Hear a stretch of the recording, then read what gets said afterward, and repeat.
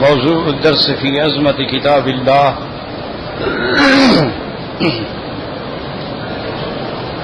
سورة الحشر تفسير ابن كثير.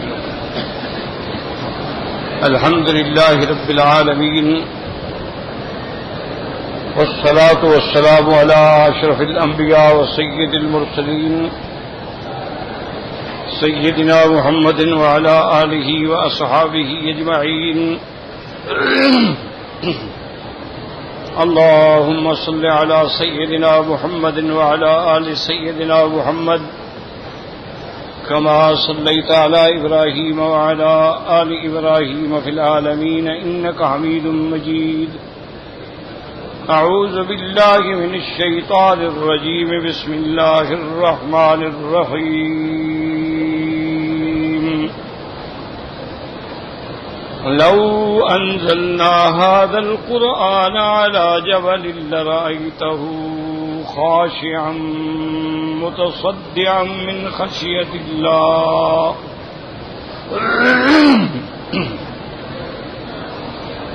وتلك الأمثال نضربها للناس لعلهم يتفكرون. هو الله الذي لا إله إلا هو عالم الغيب والشهادة هو الرحمن الرحيم.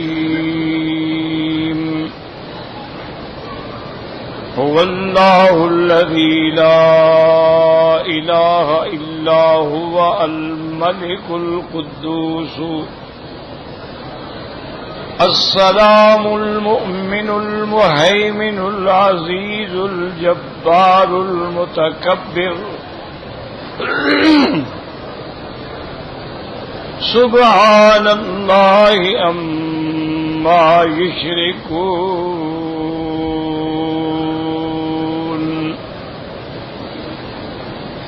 هو الله الخالق البارئ المصور له الأسماء الحسنى يسبح له ما في السماوات والأرض وهو العزيز الحكيم. اللہ تبارک و تعالی نے ان آیات مبارکہ میں کلام اللہ کی عظمت کا ذکر فرمایا ہے. جیسے پچھلی آیات میں آپ نے پڑھا، اللہ نے حکم دیا تھا کہ ایمان والو تقوی اختیار کرو اور ہر متنفس تدبر کرے کہ کل کے لیے اس نے کیا تیار کیا ہے. اس کے بعد اللہ نے فرمایا کہ ایسے نہ بن جانا، لا تکونوا، اس طرح نہ ہو جاؤ کہ نسوا اللہ، اللہ کو بھول بیٹھو، اللہ کا ذکر بھول بیٹھو. ایسا ہوگا تو پھر وہ تمہارا نفس بھی بلا دیں گے. اور یہی بھولنے والے جو ہیں یہ فاسقین ہیں، حد اطاعت سے نکلنے والے ہیں. پھر اللہ تبارک و تعالی نے فرمایا کہ ایک اصحاب جنت ہے، ایک اصحاب نار. تو اصحاب نار اور اصحاب جنت کبھی برابر نہیں ہو سکتے، اور اصحاب الجنہ جو ہیں وہی کامیاب ہیں. اب اس کے بعد ذکر آیا ہے قرآن پاک کہ اگر ہم نے متقی بننا ہے، اگر ہم نے اصحاب الجنہ میں اپنا شمار کرانا ہے، اگر ہم نے فائزون کی جماعت میں شامل ہونا ہے، تو ذریعہ کیا ہے؟ اللہ کا قرآن. جتنا تم اللہ کے قرآن سے تعلق جوڑو گے اتنی اللہ سے تعلق مضبوط ہوگا، اور جب اللہ سے تعلق مضبوط ہو جائے گا تو آپ اصحاب الجنہ میں ہو جائیں. اب اللہ تبارک و تعالی نے ہمیں سمجھانے کے لیے ایک قرآن پاک میں فرمایا ہے کہ لو انزلنا ھذا القرآن، اگر اس قرآن کو ہم اتارتے علی جبل، پہاڑ پر، لرأیتہ، تو دیکھتا اس کو تواضع کرنے والا اور ٹوٹ جانے والا اللہ کے ڈر سے۔ اللہ نے فرمایا کہ یہ مثالیں ہم کیوں بیان کرتے ہیں؟ تاکہ تم سوچو اور غور کرو اور فکر کرو۔ تو پہلی بات یہ سمجھیں کہ اللہ نے فرمایا کہ اگر ہم قرآن کو پہاڑ پہ اتارتے تو وہ متواضع جھک جاتا اور بلکہ اللہ کے قرآن کی عظمت کے آگے متصدعاً ٹوٹ پھوٹ جاتا۔ تو اس کا کیا مطلب ہے؟ اسی طرح ایک دوسری آیت میں بھی آیا ہے کہ انا عرضنا الامانۃ علی السماوات والارض والجبال فابین ان یحملنها، کہ ہم نے اپنی اس امانت کو آسمانوں پہ، زمینوں پہ، پہاڑوں پہ پیش کیا، انہوں نے انکار کر دیا کہ ہم نہیں اٹھا سکتے۔ واشفقن منها، اور ڈر گئے۔ انسان ہے جس نے اللہ کے قرآن کی عظمت کو قبول کیا اور اس کا بوجھ اٹھایا۔ تو اب اس آیت کو سمجھنے کے لیے یاد رکھیں مفسرین نے دو طرح تقریر فرمائی ہے۔ بعض فرماتے ہیں لو انزلنا ھذا القرآن علی جبل، یعنی اگر ہم پہاڑ میں عقل پیدا کر دیتے، فہم پیدا کر دیتے، پھر ہم اس پہ قرآن اتارتے تو وہ تواضع میں پڑ جاتا۔ کیوں؟ اللہ قادر ہیں، اگر اللہ انسان میں عقل پیدا کر سکتے ہیں پہاڑ میں بھی ہو سکتا ہے۔ تو ایک تقریر تو یہ ہے کہ اگر ہم ان میں عقل پیدا کر دیتے، فہم پیدا کر دیتے اور پھر اس پہ قرآن اتارتے تو یہ تواضع میں جھک جاتے ہیں اور ٹکڑے ٹکڑے ہو جاتے۔ ایک تو تقریر علماء نے اس انداز میں کی ہے کہ ایک مثال ہے سمجھانے کے لیے کہ بھائی اگر ہم پہاڑ کو بھی عقل دے دیں اور پھر اس پہ قرآن اتاریں تو اس کی تواضع کا یہ حال ہوگا۔ اور بعض علماء فرماتے ہیں کہ اس تقریر کی بھی کوئی ضرورت نہیں ہے، اللہ نے پہاڑوں میں، جمادات میں، نباتات میں، حیوانات میں، ہر چیز میں ایک شعور اور ادراک اور ایک فہم رکھی ہے۔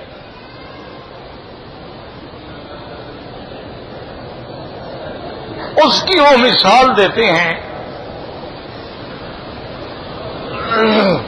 کہ اللہ تبارک و تعالی نے خود قرآن میں ارشاد فرمایا ہے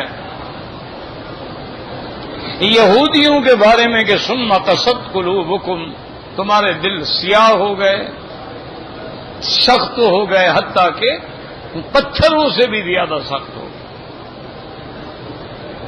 وَإِنَّ مِنَ الْحِجَارَةِ لَمَا يَتَشَقَّقُ مِنْهَا، پہاڑوں میں سے تو پتھر ایسے ہیں جن سے پانی بہتا ہے، پھٹ جاتے ہیں۔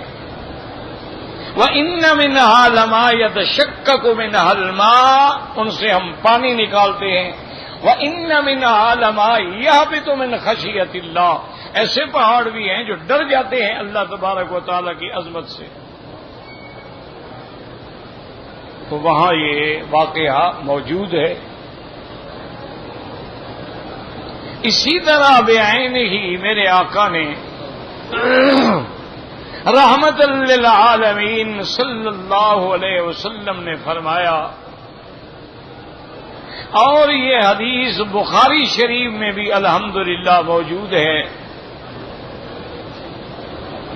آپ نے فرمایا کہ انی لاعرف حجرا بمکہ یسلم علی قبل ان بعثت، آپ فرماتی ہیں کہ میں مکہ مکرمہ میں ایک پتھر ہے جس کو میں پہچانتا ہوں، میں جانتا ہوں کہ وہ یہ ہے. مجھے ابھی نبوت بھی نہیں ملی تھی، لیکن میں جب اس پتھر کے قریب گزرتا تھا تو وہ پتھر مجھ پہ سلام پڑتا تھا. تو اس کا مطلب ہے کہ پتھر میں شعور تھا، وہ پہچانتا تھا کہ میرے پاس گزرنے والا حضرت محمد مصطفیٰ ہے، اور پھر وہ سلام پڑھتا تھا، اور پھر اس کے سلام حضور کو سمجھ بھی آتے تھے. اسی لیے مکہ مکرمہ میں جب آپ مروہ سے نکلیں گے نا تو اسی علاقے میں اس گلی کا نام بھی زگاگ الحجر ہے، وہ پتھر والی گلی، وہ اسی گلی میں وہ پتھر تھا. اب تو حرم الحمدللہ اتنا بڑا ہو گیا، توسیعات ہو گئے کہ وہ سارے علامات جو تھے، سیدہ خدیجہ کا جو گھر مبارک تھا اور جو حجر مبارک تھا، اسی طرح شیب ابی طالب تھا، اسی طرح دار ارقم تھا، اسی طرح بیت ام ہانی تھا، سب حرم میں آ گئے. تو اس کا مطلب ہے کہ پتھر میں بھی شعور تھا، تبھی تو وہ حضور صلی اللہ علیہ وسلم پہ سلام پڑھتا تھا. اور اسی طرح حدیث مبارک میں آتا ہے کہ سیدنا موسیٰ علیہ السلام کان ستیرن حیین، بڑے حیا والے، بڑے چھپنے والے تھے، اور آپ نے قضائے حاجت کے لیے یا کبھی غسل فرمانا ہو تو بہت دور چلے جاتے تھے.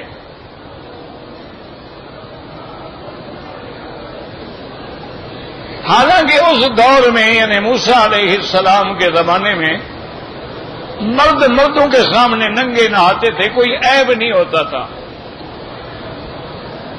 ہمارے یہاں بھی اللہ معاف کرے اب بھی ایسا ہوتا ہے،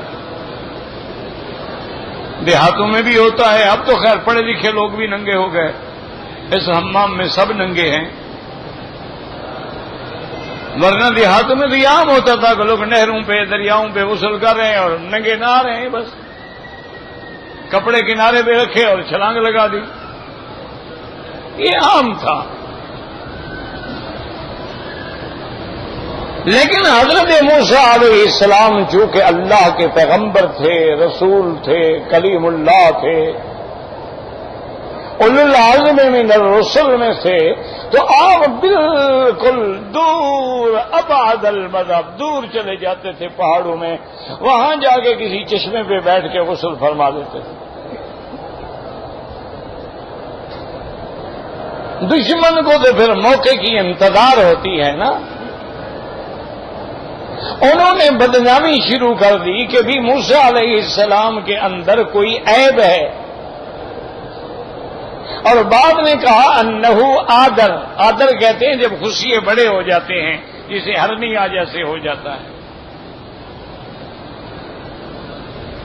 کہنے لگے اسی وجہ سے وہ ہمارے ساتھ نہیں نہاتے، اگر تندرست ہیں تو پھر کیوں چھپتے ہیں. انہوں نے جب یہ بدنامی عام کر دی تو ایک دن موسیٰ علیہ السلام ایک چشمے پہ غسل فرما رہے تھے اور ساتھ ایک پتھر تھا جس پہ آپ نے اپنے کپڑے رکھ دیے. اللہ کی شان ہے کہ موسیٰ علیہ السلام غسل میں مشغول ہو گئے، اللہ کے حکم سے پتھر جو تھا وہ آپ کے کپڑے لے کے بھاگ پڑا.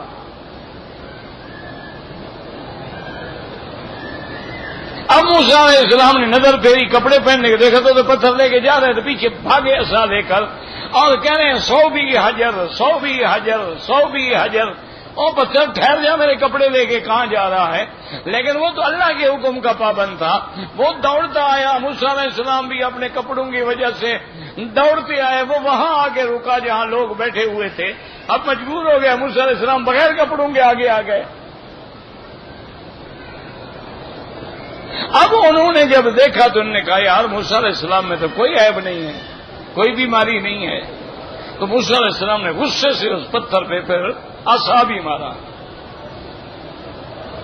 تو اس کا مطلب ہے کہ پتھر میں بھی شعور تھا، موسیٰ علیہ السلام کے کپڑے بھی پہچانتا تھا، اور پھر اسی راستے سے بھاگا جہاں دشمن بیٹھے ہوئے ہیں، کہ دوسری طرف بھی تو نہیں چلا گیا نا.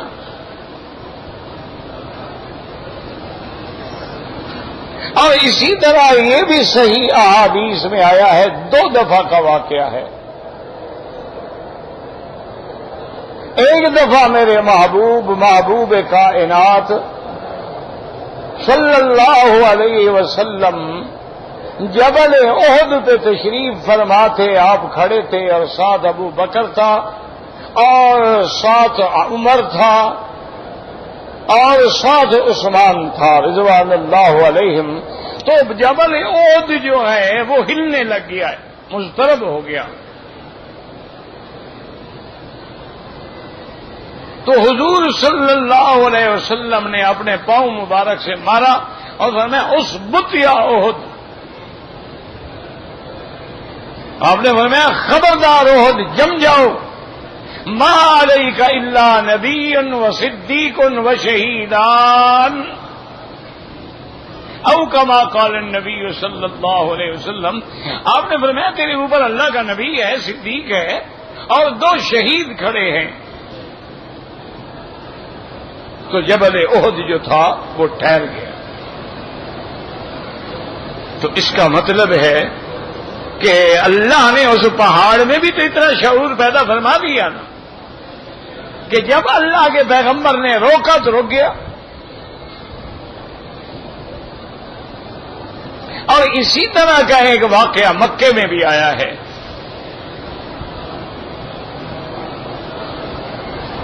وہاں بھی حضور پاک نے اپنے پاؤں سے مارا اور فرمایا اس وقت پہاڑ سے کہ جم جاؤ، ٹھہر جاؤ.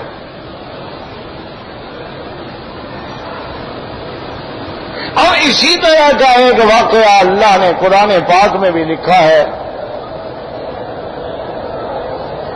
کہ وَسَخَّرْنَا مَعَ دَاؤُودَ الْجِبَالَ. اللہ فرماتے ہیں ہم نے حضرت داؤد علیہ السلام کے لیے پہاڑوں کو مسخر کر دیا تھا اور ہم نے ان کو حکم دے دیا تھا یہ سب بہنا معه کہ جب حضرت داؤد میری تسبیح کریں، میرا ذکر کریں، تم بھی ساتھ ذکر کرو. تو جب حضرت داؤد علیہ السلام اللہ کی تسبیح بیان فرماتے تھے تو پتھر بھی تسبیح پڑھتے تھے. اور اسی طرح کا صحیح حدیثوں میں واقعہ مبارکہ ہے کہ میرے آقا محبوب 2 جہاں رحمت للعالمین صلی اللہ علیہ وسلم مسجد نبوی میں جب آپ خطبہ پڑھاتے تھے، ایک کھجور کی لکڑی کا تنا تھا، اس کو بطور ممبر وہاں گاڑا گیا تھا. حضور اس سے پشت لگا کے کھڑے ہوتے تھے اور خطبہ پڑھتے تھے.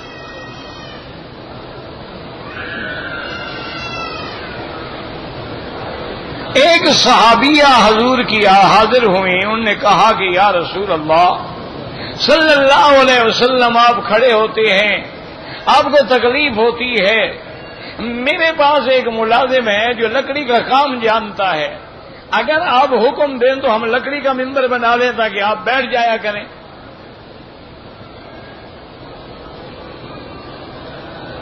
تو آپ نے اجازت دے دی.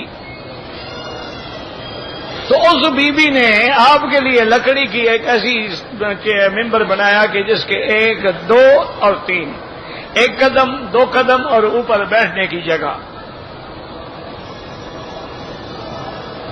اور اس کو لا کے ممبر کے قائم مقام رکھ دیا گیا.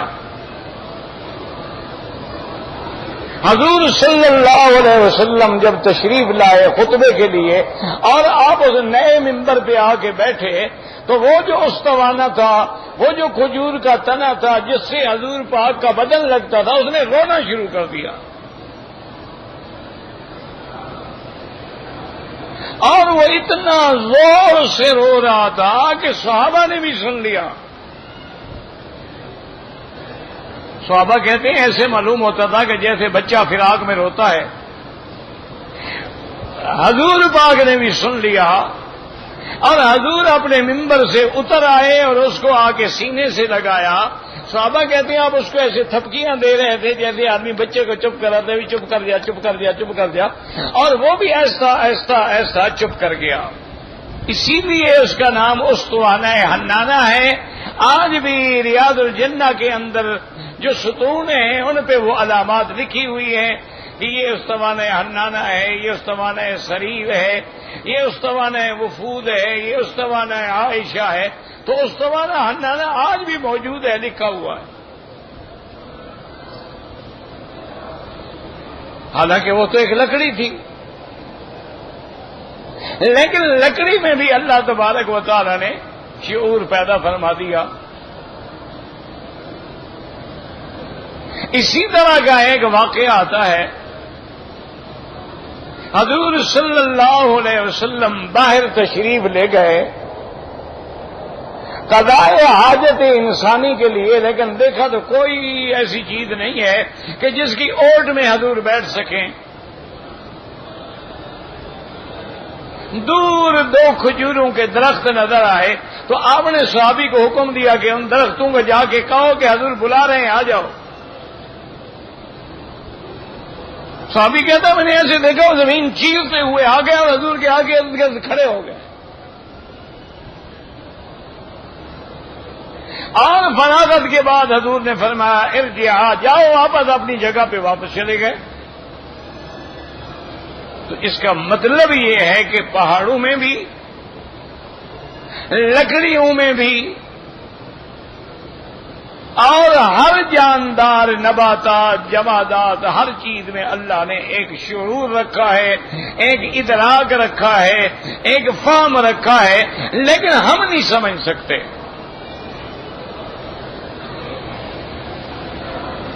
اور یہ قرآن کہتا ہے وَإِن مِّن شَيْءٍ إِلَّا يُسَبِّحُ بِحَمْدِهِ وَلَٰكِن لَّا تَفْقَهُونَ تَسْبِيحَهُمْ. اللہ نے فرمایا ہر چیز میری تسبیح کہہ رہی ہے لیکن تم نہیں سمجھ سکتے.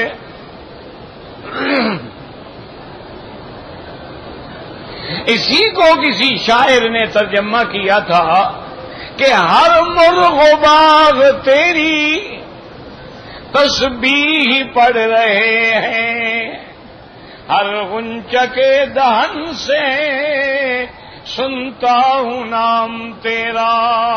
انہوں نے کہا ہر چیز جو ہے، کلیاں جب چٹکتی ہیں، پھول جب کھلتے ہیں، ہوائیں جب چلتی ہیں، ٹہنیاں جب جھومتی ہیں، ہر چیز اللہ کی تسبیح ادا کرتی ہے.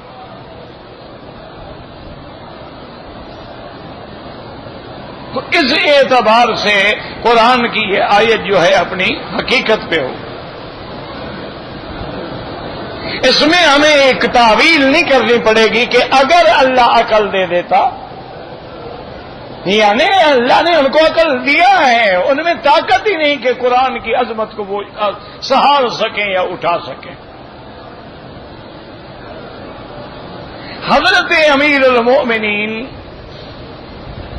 حضرت عمر رضی اللہ تعالی عنہ کے زمانہ خلافت میں مدینہ منورہ میں جس طرف آپ اب جاتے ہیں نا، مدینہ شریف جائیں اور جس طرف ایئرپورٹ ہے اس سے اور آگے چلے جائیں تو اس جانب سے پہاڑوں میں ایک آگ آ رہی تھی، جیسے برقان ہوتے ہیں نا، پہاڑوں سے لاوے نکل پڑتے ہیں.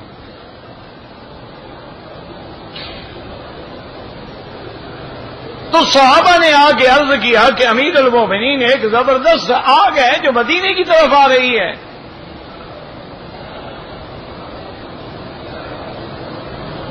حضرت عمر رضی اللہ تعالیٰ عنہ گھوڑے پہ سوار ہوئے، دوڑ کے وہاں پہنچے، دیکھا کہ آگ تو بالکل بڑھتی آ رہی ہے.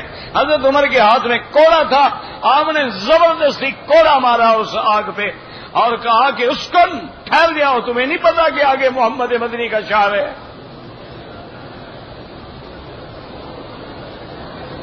حضرت عمر رضی اللہ تعالی عنہ نے کوڑا مارا باقاعدہ، اور صحابہ کہتی ہیں جہاں حضرت عمر کا کوڑا لگا وہیں آگ رک گئی. آدھا پہاڑ جلا ہوا ہے، سیاہ ہو گیا، باقی بچا ہوا ہے، ابھی بھی موجود ہے۔ تو اس کو اللہ نے ادراک اور فہم دیا کہ کوڑے مارنے والا کون ہے، اور پھر آگے جو ہے وہ حدود شروع ہو رہی ہے حرم نبوی کی، محمد مدنی کے پاک مدینے کی، تو آگ ٹھہر گئی۔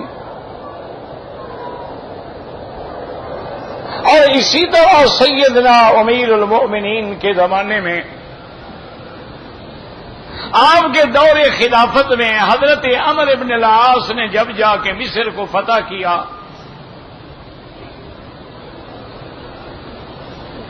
وہاں کے لوگ آپ کی خدمت میں حاضر ہوئے، انہوں نے کہا کہ آپ گورنر ہیں اور آپ حضرت عمر کے نائب ہیں، خلیفہ ہیں، لیکن ہمارے یہاں ایک عجیب رسم ہے کہ یہ جو دریائے نیل ہے نا، جو مصر میں ہے دریائے نیل، اسی طرح دریائے فرات عراق میں ہے،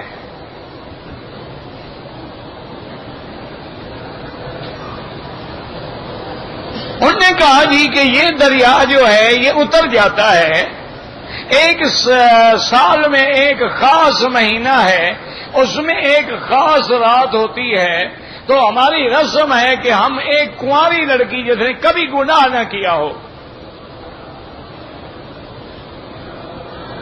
اس کو ہم دلہن بناتے ہیں، کپڑے پہناتے ہیں، پھر جلوس کی شکل میں لے جاتے ہیں اور دریا کے درمیان میں اس کو چھوڑ دیتے ہیں، تو اس سے ہماری اس منت پوری ہونے کے بعد دریا چڑھتا ہے، وہ لڑکی تو ڈوب کے مر جاتی ہے۔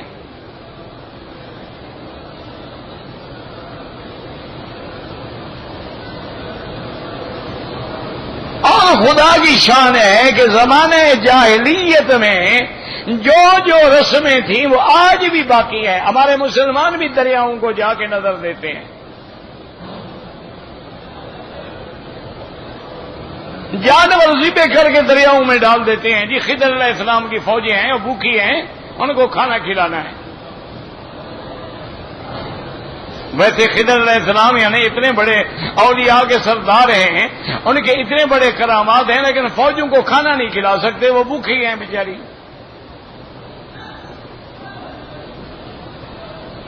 یہ ہمارے ہاں بھی بلا چلی آ رہی ہے، یعنی آپ یقین کریں کہ نوح علیہ السلام کے زمانے سے لے کر آج تک جو کچھ کافروں میں، مشرکوں میں، جاہلیت میں منکرات تھے، بدعات تھے، خرافات تھے، وہ آج امت مسلمہ میں بھی موجود ہیں۔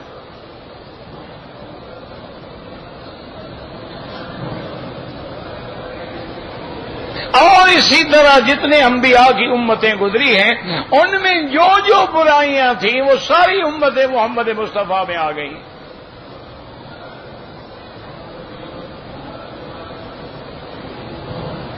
اور حضور نے فرمایا تھا لو دخلوا فی جور ضب لدخلتموہ، اگر پہلی امتیں کسی گو کی بل میں گھس گئی ہیں تم بھی گھسو گے۔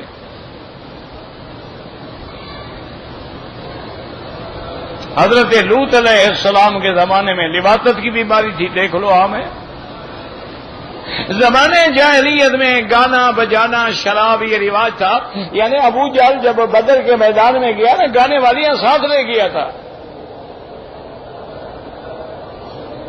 شراب کے مٹکے بھی ساتھ لے گیا تھا، کہ مسلمان کیا ہے یار 313 ہے، ہم ایک دفعہ کاٹ کے رکھ دیں گے اور پھر وہاں جشن منائیں گے۔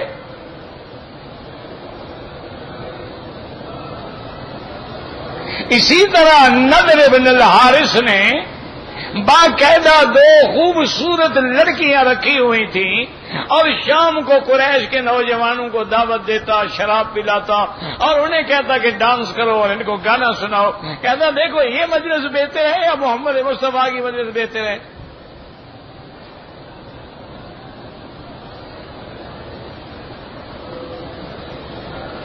ارے یہ وبا جو ہے یہ اس وقت بھی تھی اور آج بھی ہے۔ آج بھی بڑے آدمی جب کسی کو پارٹی دیتے ہیں تو شراب پیش ہوتی ہے، آج بڑے آدمی جب کسی کو دعوتیں دیتے ہیں تو باقاعدہ مجرے ہوتے ہیں، گانے والیاں ہوتی ہیں، ڈانس والیاں ہوتی ہیں، نوٹوں کی بارشیں ہوتی ہیں۔ اس زمانے میں لینے دینے میں بے ایمانی کرتے تھے. جب وزن کرتے لینے میں ہے زیادہ لے لیتے اور دینے میں تھوڑا دیتے. آج موجود ہے. موٹر پہ بیٹھو, رکشے پہ بیٹھو, پیٹرول ڈلواؤ, ہر جگہ میٹر بتائے گا 4 ہوں گے 3.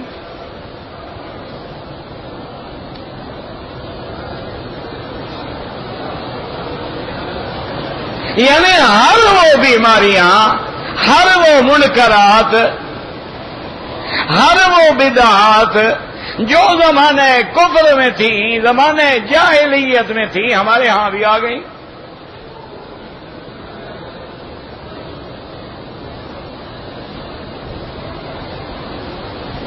تو یہ ہر دور میں اس قسم کی برائیاں ہوئی ہیں.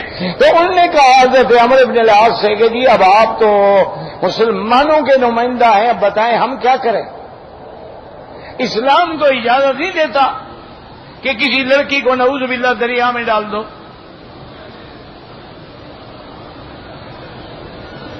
انہوں نے کہا ابھی ٹھہر جاؤ, ابھی اس کو کچھ وقت بھی باقی ہے.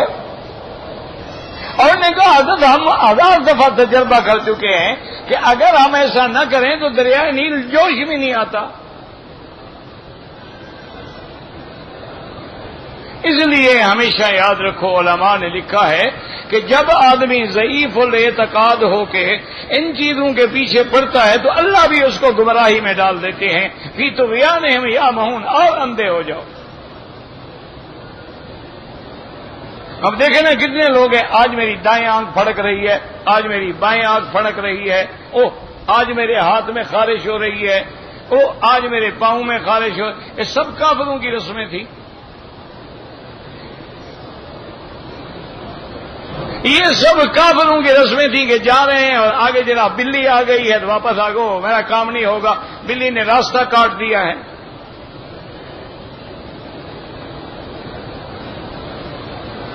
آج بھی وہی عادات ہیں. کتا گزر جائے تو کام ہو جاتا ہے, بلی نہ گزرے. اچھا خدا کی شان ہے, بلا گزر جائے پھر بھی کام ہو جاتا ہے. آپ جا رہے ہیں اور پیچھے سے بیوی نے آواز دے دی, پھر بڑے لا حول ولا, کیوں تم نے مجھے پیچھے سے پکارا, اب میرا کام نہیں ہوگا. یہ سب کافروں کی رسمیں ہیں.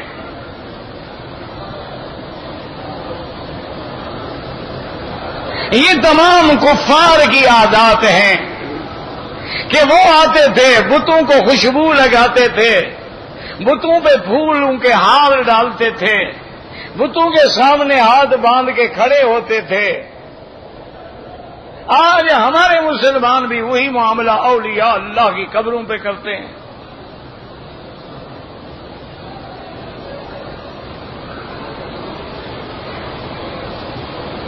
تو حضرت عمر بن العاص نے خط لکھا امیر المومنین کو کہ جناب یہاں تو دریائے نیل کی یہ ایک مصیبت ہے. اچھا ویسے بعد علماء نے یہ بھی لکھا ہے تو روایت اسرائیلی اس کا اعتبار نہیں ہوتا, یاد رکھو. روایات اسرائیلیہ جتنا ہوتی ہے نا اس کے بارے میں ہے کہ لا نکذب ولا نصدق, نہ ہم کہیں گے جھوٹی ہے نہ کہیں گے سچی ہے. اعتبار اگر قرآن حدیث کے موافق ہے لے لیا, نہیں ہے چھوڑ دیا.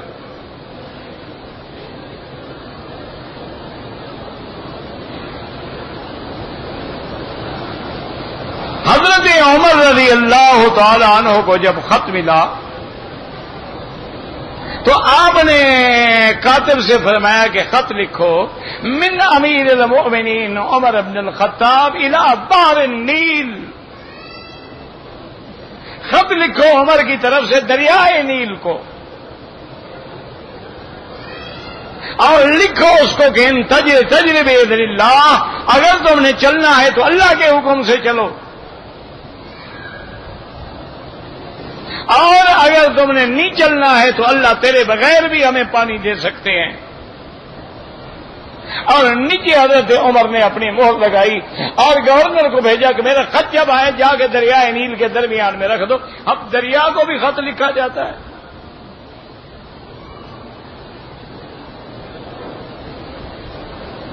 پانی میں خط ڈالو گے تو بھیگ جائے گا, ختم ہو جائے گا, جو لکھا ہے وہ بھی مٹ جائے گا. حضرت عمر رضی اللہ تعالیٰ نے خط لکھا، عمر ابن العاص نے اپنے ساتھیوں کو لیا، ان کو بھی یقین ہو گیا کہ بھئی یہ نہیں کہا کہ یار کیسی بات ہے، بڑا دریا خط پڑے گا، تو دریا پڑا ہوا ہے، پانی پڑا ہوا ہے۔ انہوں نے کہا نہیں، عمر نے لکھا ہے اور وہ خلیفہ رسول اللہ ہے، وہ وزیر النبی المصطفیٰ ہے، ہم نے حکم کی تعمیل کرنی ہے۔ وہ خط لے کے آئے اور اسی طرح دریا کے درمیان میں رکھ دیا اور واپس آ گئے۔ تو حضرت عمرو بن العاص فرماتے ہیں صبح میں نے پوچھا لوگوں سے، انہوں نے کہا جی رات ہی وہ دریا اتنا جوش میں آیا ہے، اتنا تو کبھی نہیں چڑھا تھا، سارے علاقے اب آباد ہو جائیں گے اور ہمارے فصل جو ہے اللہ کی رحمت سے آ جائیں گے۔ اور اس کے بعد آج تک پھر بند نہیں ہوا، چل رہا ہے۔ تو دریائے نیل کو بھی خط لکھا گیا، تو سابقہ کتابوں میں آتا ہے کہ دریائے نیل ہے، فرات ہے، سیہون ہے، جیہون ہے۔ وہ کہتے ہیں یہ چارے جو ہیں ان کا اصل جنت سے ہے۔ دو نہریں ہیں، ایک کا نام سیہون ہے، ایک کا نام جیہون ہے، اور ایک فرات ہے اور ایک نیل ہے۔ وہ کہتے ہیں ان کا اصل جو ہے وہ جنت سے ہے۔ اللہ عالم، اسرائیلی روایت ہے۔ تو میرے کہنے کا مقصد یہ تھا کہ اللہ تبارک و تعالی نے ہر چیز میں شعور رکھا ہے، ہر چیز میں اللہ نے احساس رکھا ہے، ادراک رکھا ہے، اور ہر چیز اپنی اپنی زبان میں اللہ کا ذکر کرتے ہیں، تسبیح کرتے ہیں۔ حقیقت ہے کہ اگر اللہ ان پہاڑوں پہ قرآن کو اتارتے تو پہاڑ پھٹ جاتے۔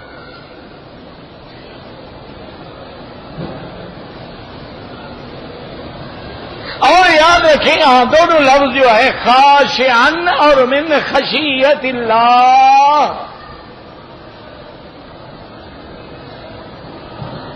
ایک ہوتا ہے ڈرنا، ایک ہوتا ہے خشیت پیدا ہونا۔ یاد رکھو لفظ خشیت اور لفظ خوف، بعض علماء فرماتے ہیں خشیت کا معنی بھی ڈرنا ہے اور خوف کا معنی بھی ڈرنا ہے۔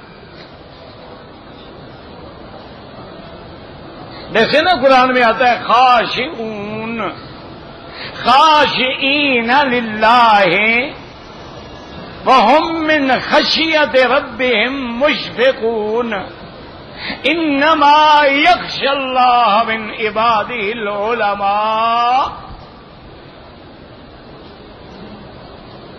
تو لفظ خشیت اور لفظ خوف بعض علماء فرماتے ہیں اس کا معنی ڈر ہے اور فرق کوئی نہیں، لیکن بعض علماء کہتے ہیں نہیں، خوف کا لفظ جو ہے وہ عام ہے، دشمن سے بھی آدمی ڈرتا ہے، سانپ سے بھی آدمی ڈرتا ہے۔ موسیٰ علیہ السلام نے لکڑی ڈالی، سانپ بن گیا تو موسیٰ علیہ السلام بھاگے۔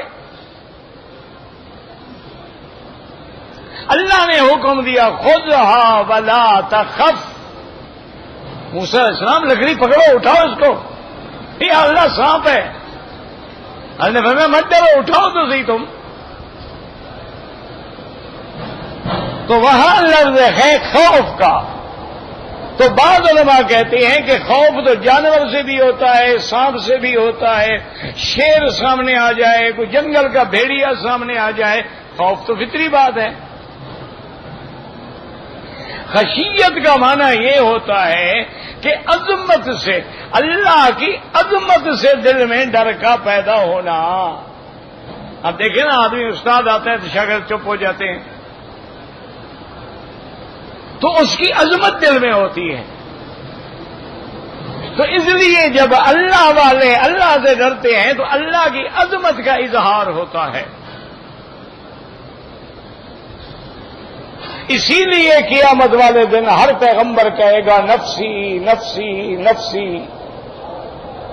مانا کیا ہوگا؟ خشیت علی نفسی، خشیت علی نفسی، کہ جی میں تو خود ڈر رہا ہوں۔ وہ عظمت و جلال والے ہیں، آج اگر ہماری پرانی غلطی پوچھ لیں تو ہم کیا جواب دیں گے؟ حالانکہ اللہ تو معاف کر چکے اور پیغمبروں کو یقین ہے کہ اللہ نے معاف کر دی ہے، لیکن اللہ کے عظمت و جلال کا یہ عالم ہے کہ کانپ رہے ہیں اور ڈر رہے ہیں۔ اسی لیے اللہ پاک نے فرمایا، یعنی پہاڑوں میں خشیت پیدا ہوتی اور اتنی زیادہ عظمت الہی کا اثر ہوتا کہ پہاڑ ریزہ ریزہ ہو جاتا۔ اور یہ حقیقت بھی ہے کہ موسیٰ علیہ السلام نے جب عرض کیا تھا رب ارنی انظر الیک، میرا مولا کلام بخشا ہے تو زیارت بھی کروا دیں،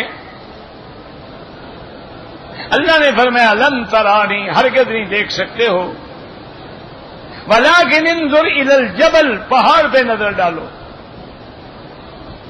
فلما تجلی ربہ للجبل جعلہ دکا فخر موسیٰ صعقا، اللہ نے اپنی تجلی ڈالی تو پہاڑ ریزہ ریزہ ہو گیا، موسیٰ علیہ السلام بے ہوش ہو گئے۔ تو تجلی سے پہاڑ ریزہ ریزہ ہو گیا تو کلام اللہ تو اللہ کی صفت کلام ہے، یہ تو اللہ کی صفت کلام ہے، اگر یہ کسی پہاڑ پہ اتارتے تو وہ کیوں نہ ریزہ ریزہ ہو جاتا۔ اس لیے اللہ فرماتے ہیں لو انزلنا هذا القرآن على جبل لرأيته خاشعا متصدعا من خشية الله وتلك الأمثال نضربها للناس۔ اللہ فرماتے ہیں مثالیں ہم لوگوں کے لیے بیان کرتے ہیں، لیکن لفظ نضربها، نضربو کو معنی ہوتا ہے مارنا، حالانکہ اللہ فرما سکتے تھے نبینھا، لیکن فرمایا نضربھا للناس، جیسے دوسری جگہ قرآن میں آتا ہے بل نضرب بالحق علی الباطل، ہم حق کو باطل پہ مارتے ہیں۔ تو اس لیے علماء نے فرمایا کہ جب کوئی چیز ماری جائے نا بڑی جلدی سمجھ آتی ہے، دیکھیں نا طالب کو سبق سمجھ نہ آئے تو استاد مارتا ہے نا، پھر ماشاءاللہ جلدی جلدی سمجھ آ جاتا ہے۔ آج کے تو طالب ہم سے بڑے ہیں، کس کو ماریں گے؟ ان سے تو کتاب اٹھانا جو ہے بوجھ ہے بیچاروں کے لیے، کتاب اٹھا کے لے آئیں، انا للہ، توبہ توبہ توبہ، واقعی بڑی مصیبت ہے ان کے۔ حالانکہ یہ نہیں سمجھتے کہ بھی ہم کتاب اٹھا کے طالبوں کی صف میں آ جائیں گے، اور جب طالبوں کی صف میں آ جائیں گے تو اللہ کے فرشتے ہمارے آگے پر بچھائیں گے۔ تو اللہ فرماتے ہیں ہم بھی ایسی مثالیں بیان کرتی ہیں جو دماغ میں چوٹ کی طرح لگتی ہیں کہ جس قرآن سے پہاڑ پھٹ جاتے تم اس قرآن سے غفلت کر رہے ہو۔ لعلہم یتفکرون، تاکہ غور کریں، سوچیں اور عظمت قرآن کا حق ادا کریں۔ دعا کریں اللہ ہمیں قرآن پڑھنے کی، پڑھانے کی، سمجھنے کی، سمجھانے کی توفیق عطا فرمائیں۔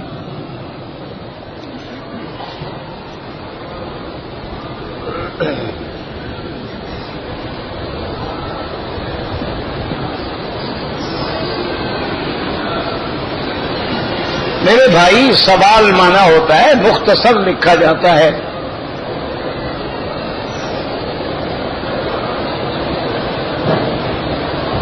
بہرحال کسی نے قسم کھائی تھی کہ میں اپنے چچا زاد بھائی سے نہیں بولوں گا، قسم توڑ دی، کفارہ ادا کرو، اور ایسی قسم اگر کھا بیٹھو تو حکم ہے کہ توڑو،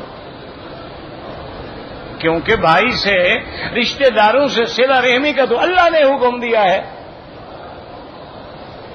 اور کفارہ کیا ہوتا ہے؟ اطعام 10 مساکین من اوسط ما تطعمون اہلیکم، جو تم اپنے گھر والوں کو کھلاتے ہو اسی کا اندازہ کر کے 10 مسکینوں کو 2 وقت کا کھانا کھلا دیں۔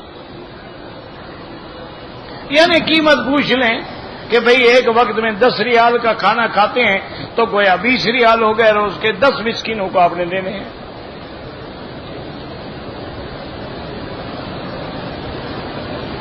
کہتے ہیں جی کہ انبیاء علیہم الصلاۃ والتسلیم جو ہیں چونکہ وہ معصوم تھے، ان کا جنازہ نہ پڑھا گیا تو بچہ بھی تو معصوم ہوتا ہے لیکن نبی تو نہیں ہوتا نا۔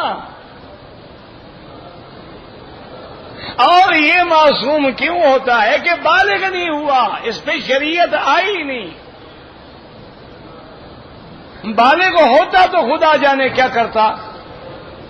نبی تو ساری زندگی معصوم ہیں، بچپن میں بھی معصوم ہیں، جوانی میں بھی معصوم ہیں، بڑھاپے میں بھی معصوم ہیں۔ اور پھر یاد رکھیں کہ اللہ کے نبی نے جب ہر چیز اپنے صحابہ کو بتلا دی ہے، اگر حضور کا جنازہ ضروری ہوتا بتلا نہ دیتے؟ نماز کے لیے تو بتلا دیا کہ ابو بکر کو امام بناؤ، یہ بھی فرما دیتے کہ میرا جنازہ کون پڑھائے گا۔ اور اگر شیعہ کہتے ہیں کہ حضور کا جنازہ صحابہ نے دشمنی کی وجہ سے نہیں پڑھا تو حضرت علی کہاں گئے؟ بھئی حضرت علی ہیں، فضل ہیں، عباس ہیں، حسنین کریمین ہیں، انہوں نے کیوں نہیں پڑھا؟ اب کہیں کہ جی وہ بھی صحابہ سے ڈر گئے تھے، تو جو ڈر جاتا ہو وہ مشکل کشا کیسے ہو گیا؟ جو نبی کے جنازے میں بھی ڈر جاتا ہو، بیوی کا میراث لینا ہو تو ڈر جاتا ہو، بیعت کا وقت آئے تو ڈر جاتا ہو، ایسا ڈرپوک مشکل کشا ہو جاتا ہے۔ انا للہ و انا الیہ راجعون۔ اور میں نے آپ سے کہا تھا، تم نے سمجھا نہیں، حضور کا جنازہ پڑھا گیا ہے لیکن امام کوئی نہیں تھا، اور جنازے میں یہ دعا جنازہ نہیں پڑھی گئی بلکہ صحابہ کھڑے ہو کے درود شریف پڑھ کے باہر آ جاتے تھے۔ کیوں؟ حضور کا امام بننا کوئی آسان بات ہے؟ یا تو حضور حکم دے۔ ایک آدمی نے خواب دیکھا، اور خواب دیکھنے والا جو ہے وہ اہل حدیث تھا۔ اس نے حضرت قاسم نانوتوی رحمت اللہ علیہ کی خدمت میں آ کے اپنا خواب بتلایا۔ پہلے یہ جھگڑے وگڑے نہیں تھے، یہ تو اب آ گئے ہیں نا، میری طرح دو جماعتیں پڑے ہوئے یہ جھگڑے کرتے ہیں، ورنہ پہلے علماء اکٹھے ہوتے تھے۔ اب دیکھیں ابو بکر خضروی کتنا بڑا آدمی ہے، حضرت لاہوری کی مدد سے شریک ہوتے تھے۔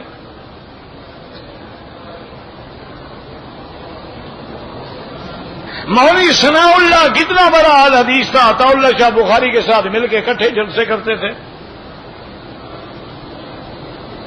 یہ جھگڑے تب آئے ہیں جب یہ نوجوان بیچارے نہ علم ہے نہ حلم ہے، اور خود مجتہد بن گئے ہیں۔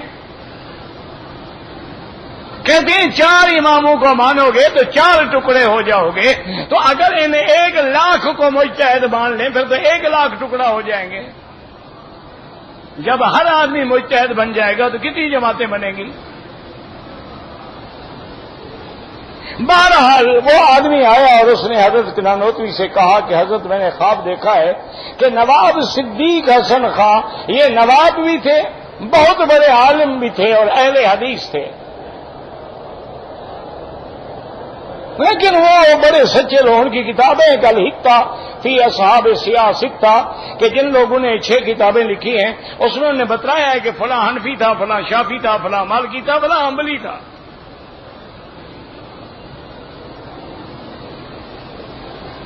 اس نے کہا جی میں نے خواب دیکھا ہے کہ نواب صدیق حسن خان آگے کھڑے ہیں، حضور پیچھے ہیں، یعنی نواب صدیق حسن خان بھی حضور کے آگے کھڑے ہیں نماز میں۔ تو حضرت نانوتوی نے فرمایا کہ بھائی تم نے خواب دیکھا ہے؟ انہوں نے کہا ہاں جی دیکھا ہے۔ فرمایا تو معلوم ہوتا ہے کہ نواب صدیق حسن خان فوت ہو گئے۔ اس نے کہا حضرت یہ کیا مانا ہوا؟ خود نے کہا کہ زندگی میں تو نبی کے آگے کھڑا نہیں ہو سکتا، معلوم ہوتا ہے کہ میت آگے ہوگی اس لیے حضور کے آگے تمہیں نظر آیا۔ میت تو آگے آ سکتی ہے، خدا کی شان ہے، ابھی باتیں کر رہے تھے اطلاع آ گئی کہ نواب صاحب فوت ہو گئے۔ اور دوسری بات یاد رکھو، تم اپنے جنازے کا فکر کرو، تمہیں حضور کے جنازے کا کیا فکر ہے؟ دشمنان صحابہ کی لگائی ہوئی چنگاریاں اندر بھڑکتی رہتی ہیں.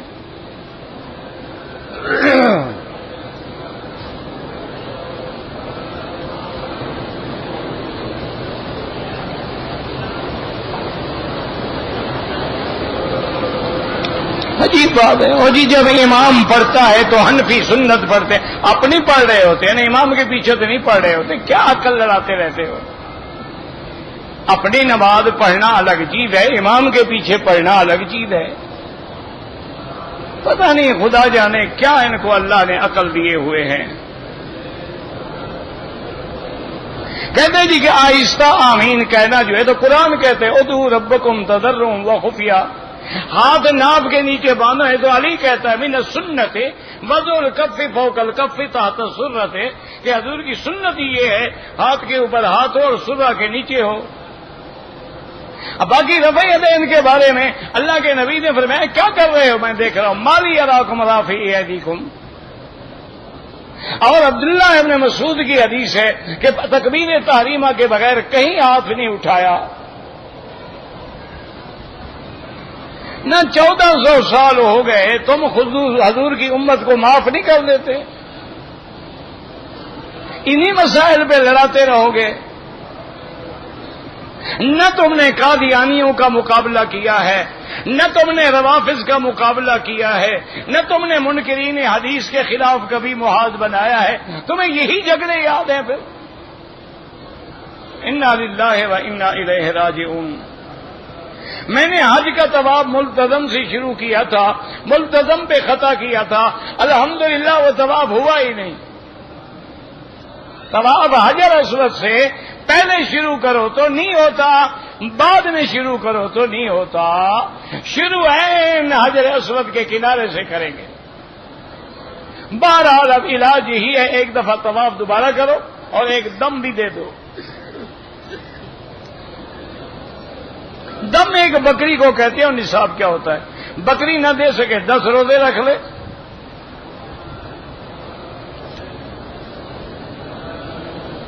کہتے جی کہ کسی غیر محرم عورت کو ویل چیئر پہ طواف کروائیں ناجائز ہے. تمہیں کیا پڑی ہے غیر محرم کو طواف کرانے کی؟ پہلے وہ غیر محرم کے کیوں آئی ہے؟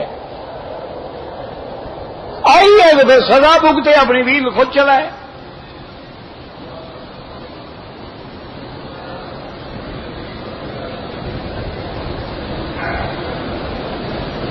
میرے بھائی نے مجھے عمرہ کرایا, خرچہ بھی اسی نے دیا. میں نے صفا مروہ کے 2 چکر لگا کے 4 جگہ سے بال کٹوا دیے. دم میرے بھائی کے ذمہ, ہاں سب کو اسی کے ذمہ ڈالو نا جی. کیوں تمہیں عمرہ کرایا؟ وہ جناب تمہارے ذمہ ہے, تمہارے بھائی کے ذمہ کیوں ہے؟ غلطی تم نے کی ہے, سزا بھائی کو دے رہے ہو.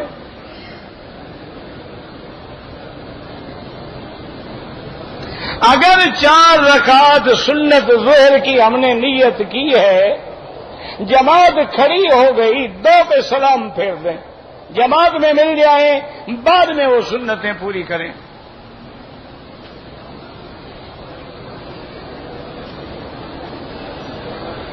ایک عورت ہے, عمر 70 سال ہے, بہنوئی, اس کا کوئی حرج نہیں, وہ بہنوئی کے ساتھ آ سکتی ہے. عصر کے بعد افضل یہ ہے کہ طواف کی 2 رکعت مغرب کے بعد پڑھیں. اگر کوئی پڑھتا ہے تو حنابلہ کے نزدیک جائز ہیں, اس سے لڑے نہیں.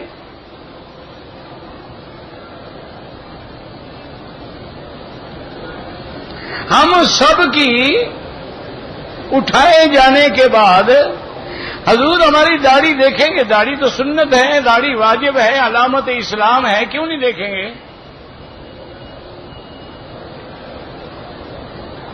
دیکھو نا, جب حضور نے فرما دیا کہ جس قوم کی تم مشابہت اختیار کرو گے اللہ تمہیں قیامت میں انہی کے ساتھ اٹھائے گا. تو داڑھی منڈانے والے کون ہوتے ہیں؟ یہ کس کی اتباع ہے؟ انبیاء نے داڑھی منڈائی ہے, صحابہ نے, تابعین نے, اولیاء اللہ نے, علماء نے, فقہاء نے, محدثین نے, کس نے داڑھی منڈائی ہے؟ تو جس نے منڈائی آپ اس کے ساتھ کھڑے ہوں گے, حضور کو دیکھنے کی کیا ضرورت ہے؟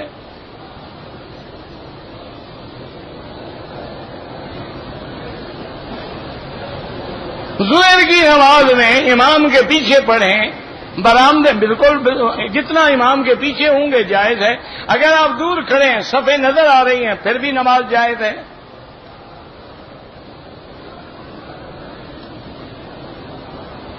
ایک آدمی پاکستان سے بغیر احرام کے مکے آیا، پھر اس نے عمرہ مسجد عائشہ سے کیا، وہ بڑے عمرے سے بھی محروم ہو گیا اور ایک بکری دم بھی ادا کرے. اگر جماعت جنازہ میں 2 تکبیریں نکل جائیں، ہم بعد میں شامل ہوں، تو جب امام سلام پھیر لے آپ جلدی جلدی اللہ اکبر اللہ اکبر السلام علیکم سلام پھیر لیں.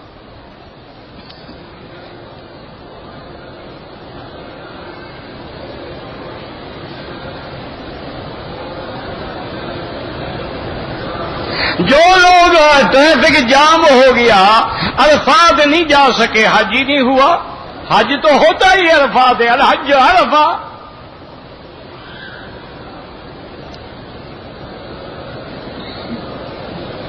بہرحال عمرے کے بعد بھی افضل یہ ہے کہ سر پہ اس طرح پھروائیں، ورنہ بال بڑے ہیں تو چوتھا حصہ کٹ جائے. جو ٹک لگاتے ہیں ایک بکری دم پڑ جاتی ہے.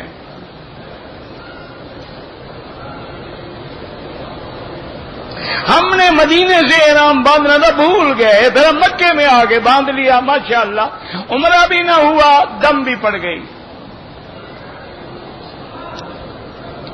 آئے عمرے پہ ہیں، عمرہ بھول گیا، یاد باقی کیا رہا.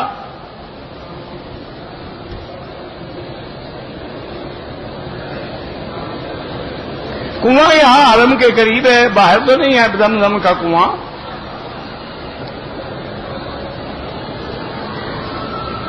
میں نے گاڑی خریدی ہے، اچھا ہے، بات ہے.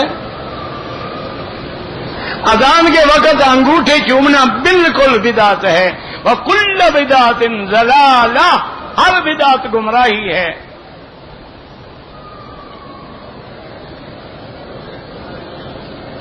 اگر کوئی آدمی دوسرا عمرہ کر کے مسجد عائشہ سے احرام باندھے، بالکل اس کی مرضی ہے، جہرانہ سے باندھے، 100 عمرہ کرے، یہ نفلی عبادت ہے.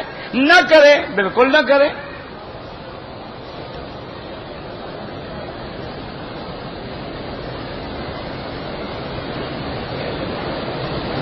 ہمارے ملک میں کوئی آدمی کسی دور مکان میں سفر کرتے ہیں، گھر سے باہر ہونے کے بعد دوسری مرتبہ گھر کی طرف واپس ہونا منع ہے. یہ کیا مطلب؟ یعنی گھر آنا ہی نہیں چاہیے.